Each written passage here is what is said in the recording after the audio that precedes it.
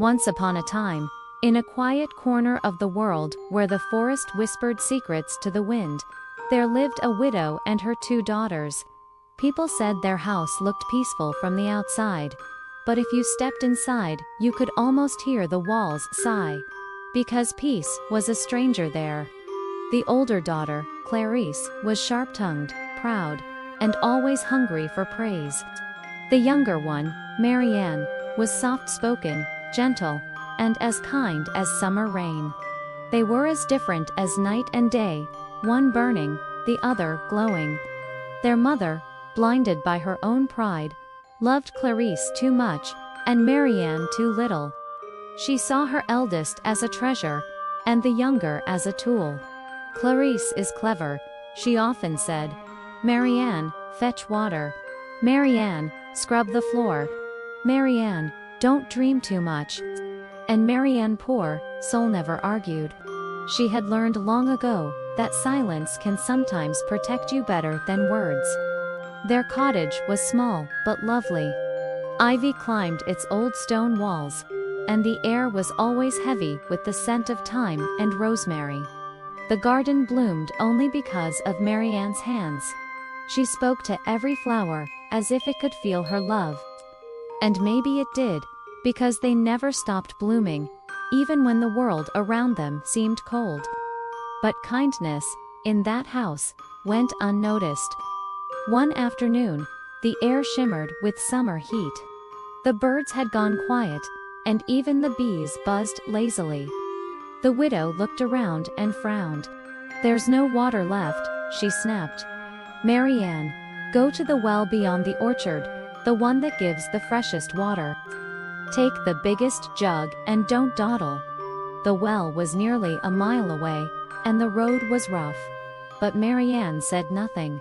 She tied a scarf over her hair, lifted the heavy jug, and stepped outside. The sun was blazing, and the path stretched long through yellow grass and briar thickets. Dust clung to her sandals, and her arms ached from the weight, but her heart stayed light. She hummed softly, a habit she had when she wanted to stay brave. When she reached the old well, she could see her reflection rippling in the water, tired but smiling. She filled her jug, then sat for a moment on the cool stone edge to rest. That's when she heard a faint voice, fragile as the wind. "My dear child," it said, "might I trouble you for a drink of water?" Marianne turned quickly. Beside her stood an old woman, her dress torn and dusty, her face pale from the heat.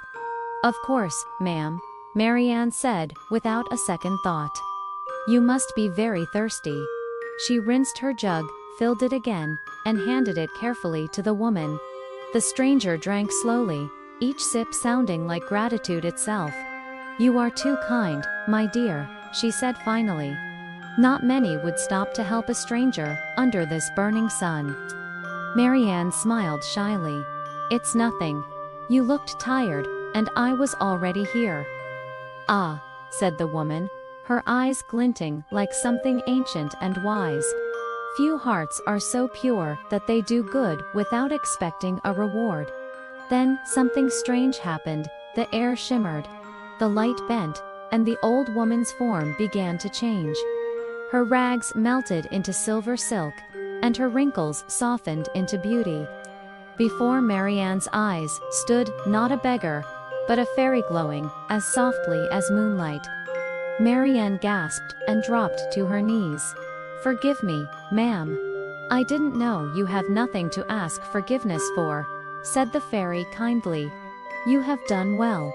From this day forth, every word you speak shall be a gift to the world. When you speak kindly, jewels and flowers shall fall from your lips. The world shall see what your heart already holds." Marianne's eyes filled with tears.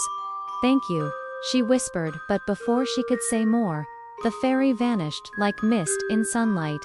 Still trembling, Marianne lifted her jug and hurried home. She pushed open the cottage door, cheeks glowing, and set down the jug. Her mother and sister were waiting, both looking impatient and cross. "At last," cried her mother. Did you fall asleep at the well? Give me that water." Marianne bowed her head. "I'm sorry, mother." But before she could finish, something sparkling dropped from her lips, a tiny diamond, bright as a star. Then another, a pearl, a ruby, a rose petal, shining with dew. Clarice screamed, "Mother! Look!" Their mother's eyes widened. "Oh my goodness, diamonds, roses, where did they come from?" Marianne stammered and tried to explain.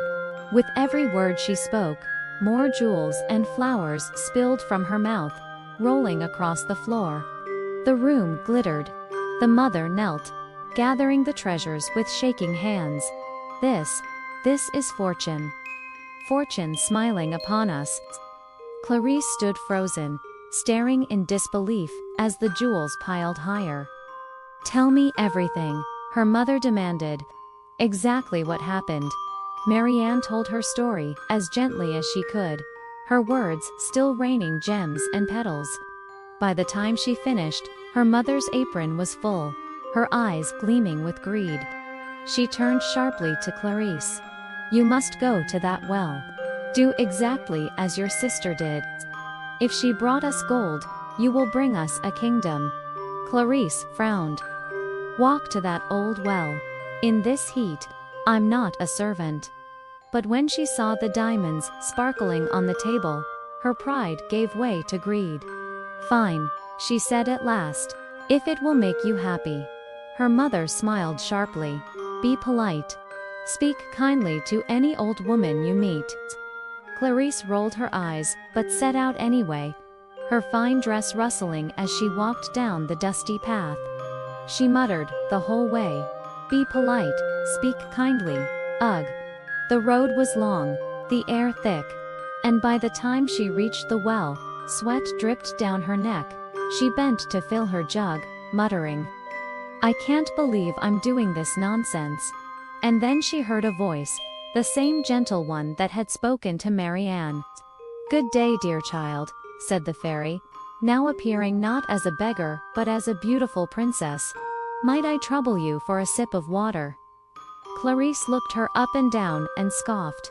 "I have not come here to serve strangers. If you're thirsty, draw your own water." The fairy tilted her head. "Would you deny water to one who thirsts?" "I would deny it to anyone who thinks I'm their maid," Clarice snapped. "I came here for my business, not yours." The fairy's eyes darkened. "Then you shall be rewarded according to your heart." The air shimmered again, and before Clarice could reply, the fairy vanished. Clarice shrugged and muttered, "What nonsense." She filled her jug and began the long walk home, still fuming under her breath. Clarice finally reached home, her face red from heat and her mood darker than storm clouds. The moment she stepped into the cottage, her mother rushed to her. "Well, my darling, did you meet the lady? Did she bless you too?" Clarice sighed loudly, dropping the jug with a thud. "Some old fool asked me for water, but I sent her away.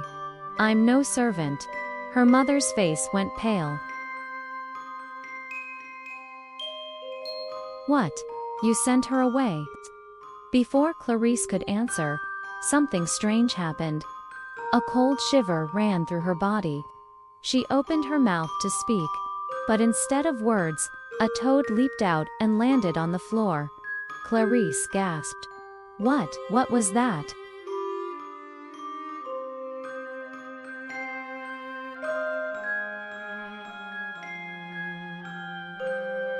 She tried to speak again, but this time a snake slithered from her lips, hissing as it hit the ground.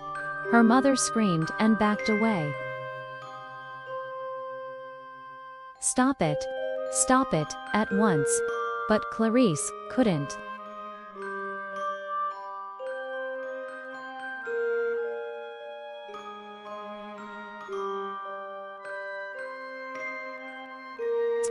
Each angry word brought another creature, frogs, croaking, snakes, writhing, filling the room with horror.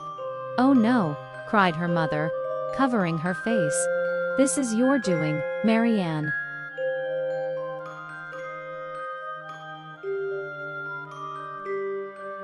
You cursed your sister." Marianne, frightened, shook her head. "No, mother, I didn't. I would never get out," screamed the widow. "You have brought ruin on this house. Get out before you bring more misfortune." Marianne tried to explain, but every kind word only made more flowers and jewels fall. Her mother didn't even look at them now. All she saw was fear and loss. "Leave," she cried again. And so, heartbroken, Marianne left the house as the sun began to set.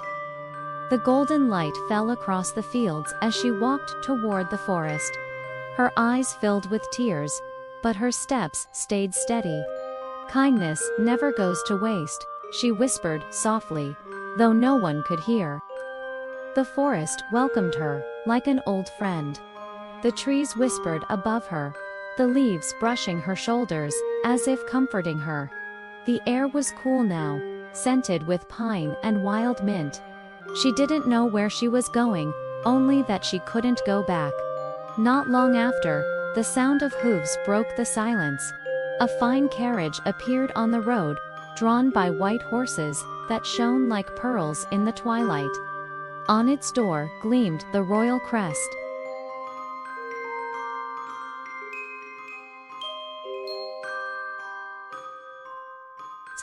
Inside sat a young prince, returning from a hunt. When he saw the lonely girl walking with her head bowed, he ordered the carriage to stop. "Young woman," he called gently, "are you in trouble?" Marianne looked up, startled. "No trouble, my lord," she said softly. "Only sorrow." And as she spoke, pearls and lilies fell from her mouth, scattering on the ground like pieces of the moon. The prince's eyes widened. What miracle is this? He stepped down from the carriage, his cloak brushing the dust, and came closer. "Your voice," he said, "it's like music. And every word becomes beauty." Marianne lowered her gaze. "It's nothing, my lord. Just a gift I didn't earn." "Gifts are never accidents," he said gently. "They come to those who deserve them." He looked at her closely, and saw the kindness shining in her eyes like light through water. "Come with me," he said at last.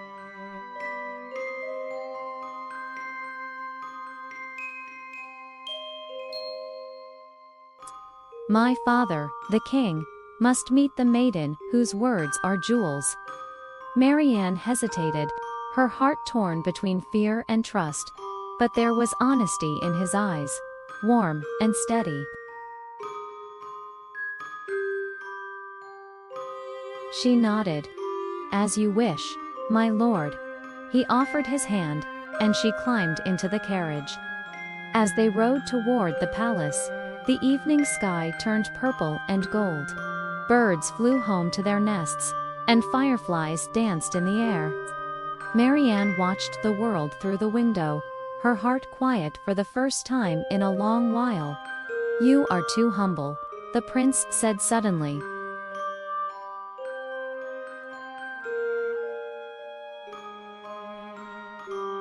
"Most people would boast about such a gift." Marianne smiled softly. "My father once said, 'The louder the drum, the emptier it sounds.' I'd rather speak gently." The prince laughed. "Then your father was a wise man." They spoke until the stars came out, and with every word she spoke, the carriage glowed faintly, filled with the scent of roses and the shimmer of gems. When they reached the palace gates, the guards could hardly believe their eyes. "Who is she?" they whispered. "A fairy." "A blessing." Inside, the king and queen received them in the grand hall. The queen, graceful and curious, looked at Marianne and smiled. "Welcome, child."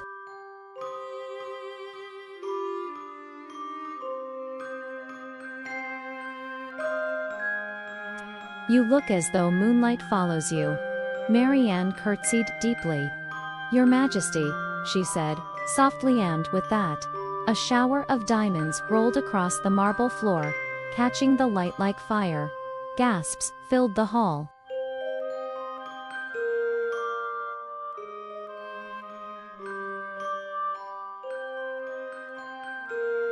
Courtiers leaned forward, whispering. The king's brow lifted. What wonder is this? The prince stepped forward proudly.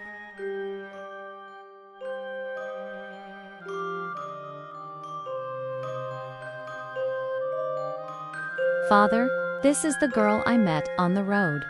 Her words are flowers and jewels. But her heart is where the true treasure lies. The king studied her for a long moment.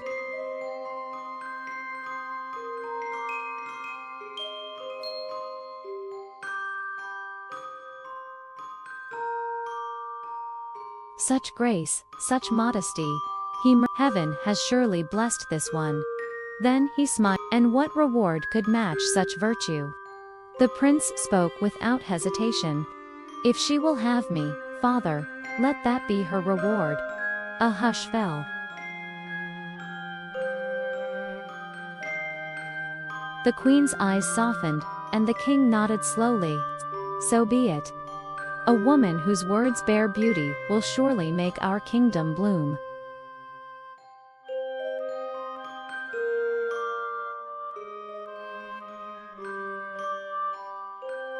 The hall erupted in applause. Marianne blushed, tears filling her eyes. She knelt before the royal family, her voice trembling. I am honored, but I am only a simple girl. I don't belong in a palace. The queen took her hands. My dear, true grace has nothing to do with titles or silk. It's the heart that makes a queen. The prince smiled. And yours is already crowned. And so, not long after, Marianne became the prince's bride. Her wedding gown shimmered like silver rain. When she spoke her vows, blossoms fell from her lips, scattering down the aisle. The people cheered, and the kingdom rejoiced. The news spread far and wide, of a maiden whose words could bloom. Back in the small village, however, things grew darker.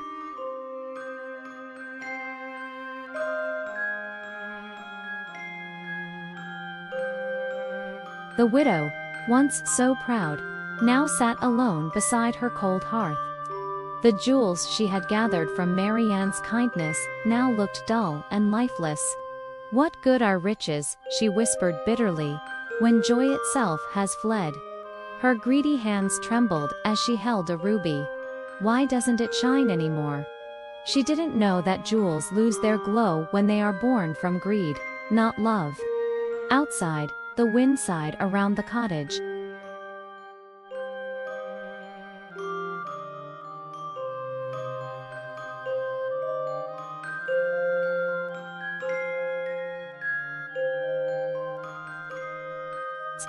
Even the flowers Marianne had planted began to wither, missing her gentle touch.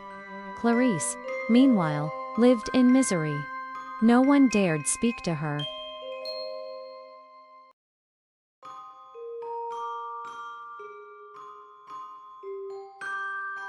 Each time she opened her mouth, frogs and snakes burst out, hissing and croaking.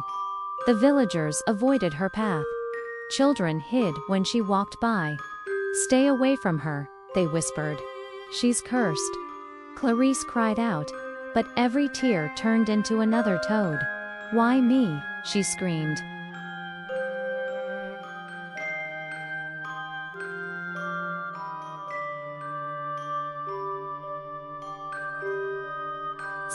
Why must I suffer so?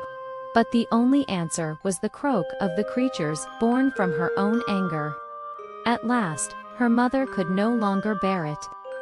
You brought shame and sorrow to us both, she shouted. Leave this house and never return. Clarice fell to her knees.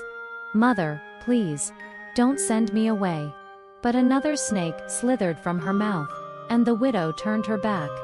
Clarice ran from the house into the woods, her sobs echoing through the trees. Clarice ran deep into the forest, her tears falling like rain. The night wrapped around her like a heavy cloak. Each time she tried to cry out, frogs croaked and snakes hissed, filling the silence with fear. "Why must I live like this?" she sobbed. I only wanted what she had, but the forest gave no answer. Only the rustling leaves whispered back, "Kindness given freely returns as a blessing. Cruelty comes home to roost." Days turned to weeks. Some say Clarice wandered until her shoes wore thin and her pride melted away. Others say she still haunts the old paths, her voice echoing through the croaks of frogs by the well. No one really knows. But one thing is certain, no one ever saw her again. Back in the village, the widow's hair turned gray, faster than the seasons. She spoke to no one. Her once sharp voice grew quiet, almost broken. She sat by the window, staring at the empty path her younger daughter had once walked. The jewels she had gathered lay dull on the table, untouched. "My treasures," she whispered, "my beautiful treasures." But her voice shook, hollow and lost.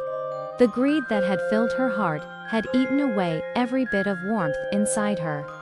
And so, one cold winter night, she was found beside the hearth, her hand clutching a faded ribbon that had once belonged to Marianne. The villagers said she died murmuring her daughter's names. Life, however, moved gently forward.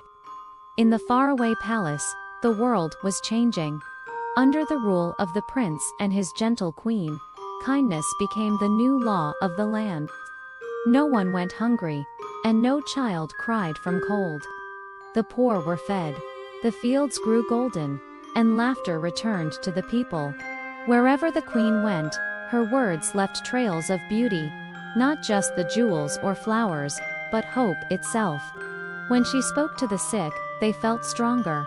When she spoke to the sad, they found comfort. Her voice was like sunlight breaking through clouds. One morning, years after her wedding, the queen walked through the royal gardens. Dew sparkled on every leaf. The air smelled of roses and rain. She stopped by a fountain where the water shimmered in the early light. The prince joined her, wrapping his arm gently around her shoulders. "You've changed this land, my love," he said softly. Marianne smiled, watching the birds flutter above the garden walls. "Not I alone," she replied. "Kindness spreads like sunlight.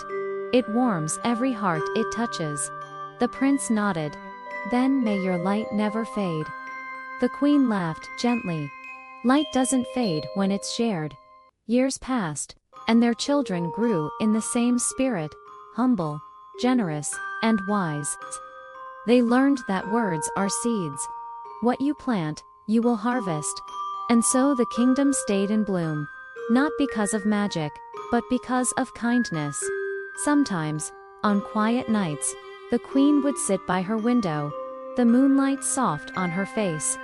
She would close her eyes and feel the faintest scent of roses drift through the air.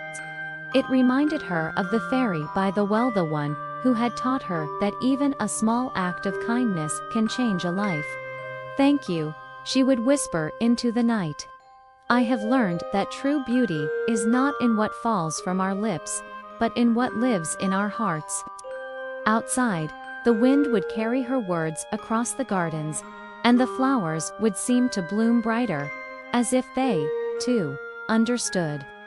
Somewhere, beyond time and memory, perhaps the fairy smiled. Because magic doesn't always come from spells. Sometimes, it's born from a kind heart and a gentle word. And that is how the world truly changes. So, my dear listener, remember these words are powerful. They can heal or hurt, bless or break. Like jewels or toads, they reveal the heart they come from. Speak kindly, even when the world isn't kind to you. Because what you give always finds its way back. And who knows? Maybe one day, your words will bloom, too. If you enjoyed this story, don't forget to follow for more English through stories where every tale teaches a lesson, and every word is a little piece of magic.